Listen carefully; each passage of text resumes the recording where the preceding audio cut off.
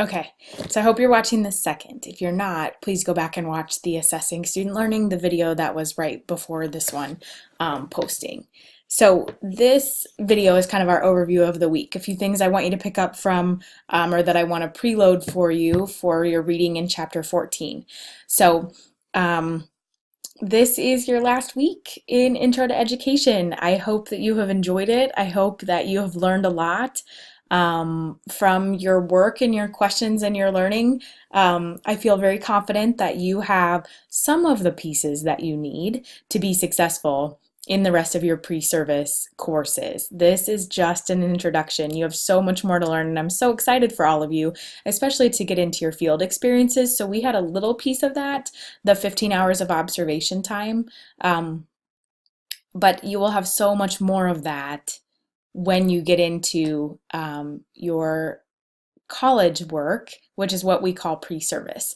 So for Lupita and Courtney that are going into elementary education, or thinking that might be the direction that you go, you will have a lot of practicum experience, is what they call it, much more than what secondary teachers get in college. So you will have a math practicum which you will observe and teach a lesson. You'll have a reading practicum where you will observe and teach a lesson. Within those, you might also teach different lessons that the teacher asks you to teach. Jump on any of those opportunities that you can. I know that it's scary, but the more that you do it, the more that you learn, and the more experience that you have with someone there with you to help you, the better and more successful you're going to be when you get into your own classroom. Mackenzie and Kennedy, it's going to vary for you a little bit, I think. From what I know about secondary pre-service, you don't have much field experience at all. So for the two of you, I recommend getting into as many classrooms as possible on your extra time that you have. Go and see if you can observe in some high school art classes in the community or town or surrounding schools where you're going to go to school. Same thing, Kennedy, for social studies.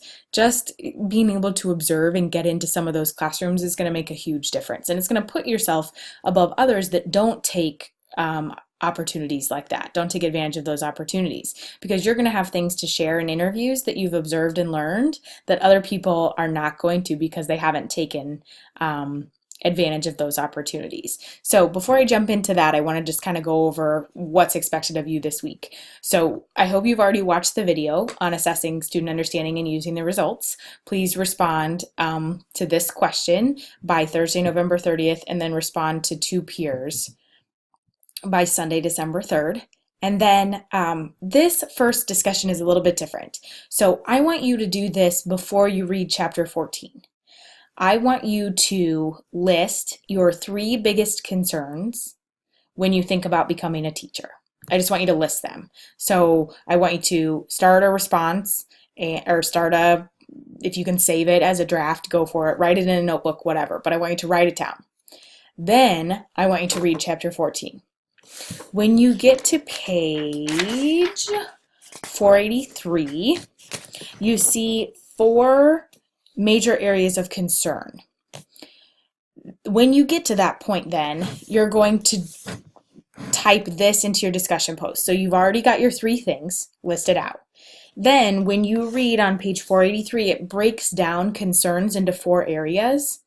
You're going to code your 3 concerns based on what area they fit into. Are they unconcerned, self-concerns, task concerns, or impact concerns? And I'm pulling those straight from 483. Okay, so I want you to code them.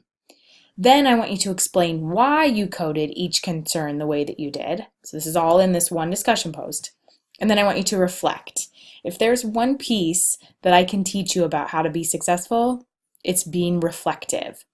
Reflect on what you see, reflect on what you hear, reflect on what you observe when you're in the field, in classrooms, reflect on lessons that you're teaching, what went well, what didn't go well, write that down, document it.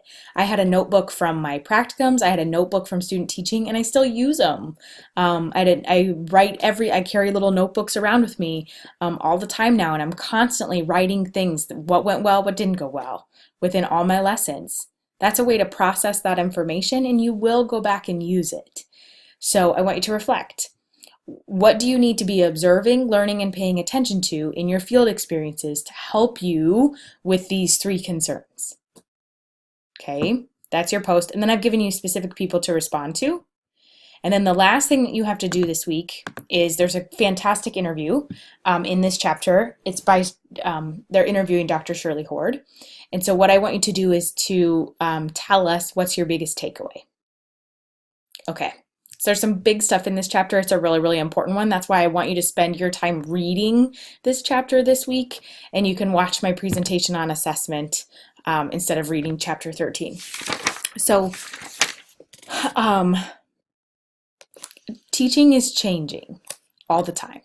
So it could be what you learn in this course 4 years from now when you graduate from college is different, and that's okay. So we're always learning, we're always changing, we're always growing, we're always reading the latest research. It's very much like the medical field. So we change based on new research and technologies. Brain research is at an all-time high right now. So using the brain research that comes out over the next 4 years within your classrooms is going to be crucial. So just know that this profession is changing, and if you don't deal with change very well, this is a really good time for you to start seeking out some other career options. So the interview at the beginning of chapter 14 is great. Like I've said, reflect, keep a journal. When you go to interview for your first job, you're going to be asked questions about teaching strategies, about situations and scenarios with students, about managing student behavior.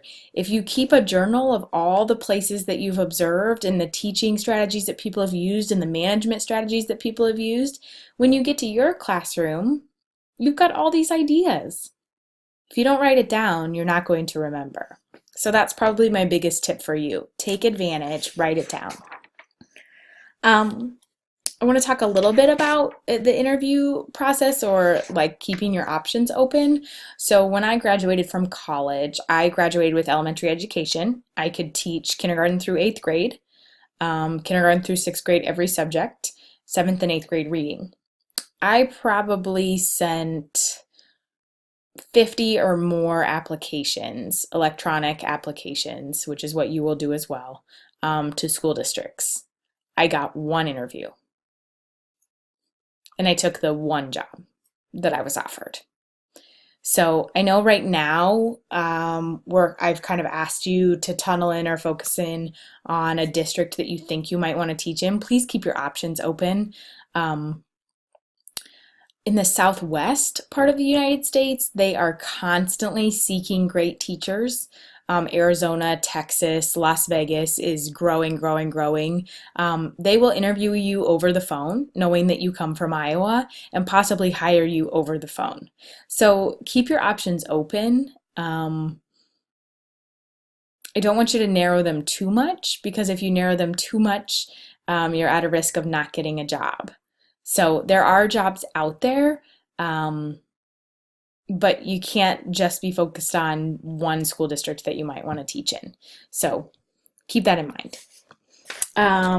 Keep a journal, keep a journal, keep a journal. That's what I have in all my notes throughout this chapter. Keep a journal. In your field experiences, in your practicums, in your student teachings, it's not just to learn what to do, but possibly learn what not to do. You might get put in a practicum situation, or I hope not, but possibly a student teaching situation where you learn quite a few things what not to do. And it might not be from the teacher that you're with, but it might be from another teacher that you observe. So document those things. Like the way that this teacher responded humiliated the student. I never want to do that. There's so many things that I learned, like it's still to this day, watching people and watching teachers and being in classrooms where I say, oh my gosh, I don't ever want to do that. That humiliated that student, or that really confused kids. So you're learning what you can and cannot do, what you do or don't want to do within your classroom, what I should say. So take advantage of all the field experience getting into classrooms that you can. Also, think about part-time jobs in college that you're working with kids. So whether it be at a daycare, whether it be tutoring at a local high school or middle school or elementary school, whatever you can do to put more on your resume about your work with children is going to better yourself and put you above others that don't have that experience with kids. Let me see. What else did I really want to share with you about this chapter? Oh, my favorite quote. For teachers, the joy comes from the difference they make in the lives of their students. It's ever changing. It's a hard job. It might not feel rewarding every single day. It might be super frustrating some days. But if inside of you, you love helping people be the best that they can be, you love making a difference in others' lives, especially students' lives, then I believe you will love teaching. And I hope you will love teaching. And then the interview with Dr. Shirley Hord is amazing. And I can't wait to read your takeaways.